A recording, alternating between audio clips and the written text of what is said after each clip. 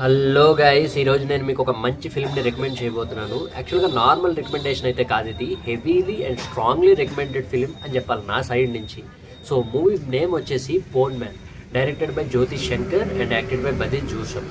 Movie plot విషయానికి వచ్చేస్తే కనుక హీరో ఒక నగల వ్యాపారి, బంగారపు నగల వ్యాపారి అనమాట. తన బంగారాన్ని వడ్డీకి ఇస్తూ ఉంటాడు. ఇది చాలా ఊళ్ళల్లో మనకిది కొత్త కావచ్చు కాన్సెప్ట్. చాలా ఊళ్ళల్లో ఏంటంటే ఒక పెళ్ళిళ్ళు కానీ ఫంక్షన్లు కానీ అయినప్పుడు వాళ్ళ దగ్గర బంగారం లేనటువంటి పర్సన్స్ ఉంటారు కదా, కొన్ని అందరూ రిచ్ పర్సన్సే ఉంటారు కదా, వాళ్ళకి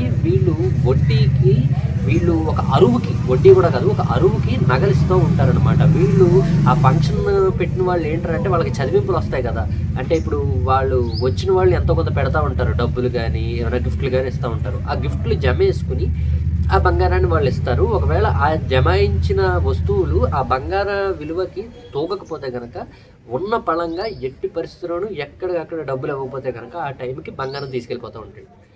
హీరో క్యారెక్టరైజేషన్ వచ్చేసి అది చాలా టిపికల్గా ఉంటుంది. దాని చుట్టూ చాలా ఇంట్రెస్టింగ్గా కూడా ఉంటుంది. సినిమా అంతా కూడా దాని చుట్టూ తిరుగుతూ ఉంటుంది.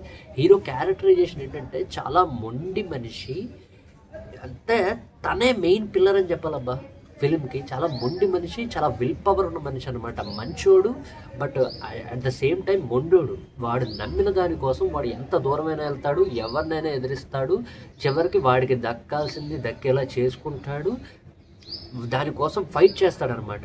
సో అలాంటి ఒక పర్సన్కి కట్ చేస్తే ఒక ఫ్యామిలీ వీడి దగ్గర అరువుకి నగలు తీసుకుంటుంది, వీడు అరువుకి ఇస్తాడు. చదివించిన చదివింపులు ఈ నగలకి తగ్గ విలువ గల దానికి, ఈ నగల వాల్యూకి ఆ చదివింపుల డబ్బు రెండు మ్యాచ్ అవ్వవు. సో అక్కడితో నేను తీసుకెళ్ళిపోతాను అంటే కనుక స్టోరీలో ఏంటంటే మదర్ అంటది అనమాట, బాబు ఇప్పుడే పెళ్ళైంది కదా, నేను రేపిస్తాను అనగా కట్ చేస్తే దాని ఊరు వెళ్ళిపోతుంది.